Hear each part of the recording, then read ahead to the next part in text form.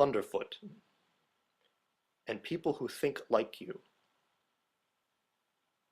If you ever try to awaken any sort of sleeping giant that is hostile to any Muslim or non-Muslim innocent person,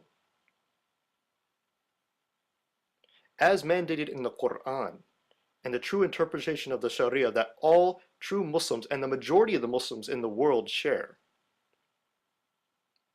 we Muslims, the servants of Allah subhanahu wa ta'ala, and our non-Muslim allies will send you to the God that you wish you knew.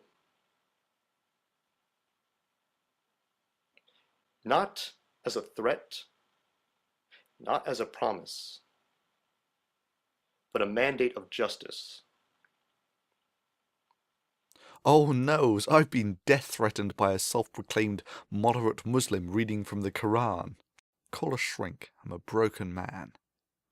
What you gonna do, come to America and start gunning people down on the street who disagree with you? Is that how you, Send you to the God that you wish you knew.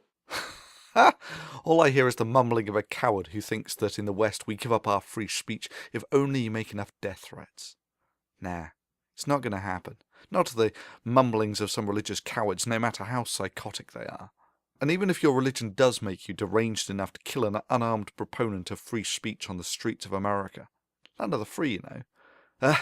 That is, even if you manage to re-import Islamic terrorism into the US, all you'll do is embody the concept that free people have the right to say what they want with the blood of the stalwart. And in doing so, that concept will become essentially immortal and indelibly impervious to primitive lowlifes such as yourself. You see, the way that I look at it is you have nothing to bargain with but death threats.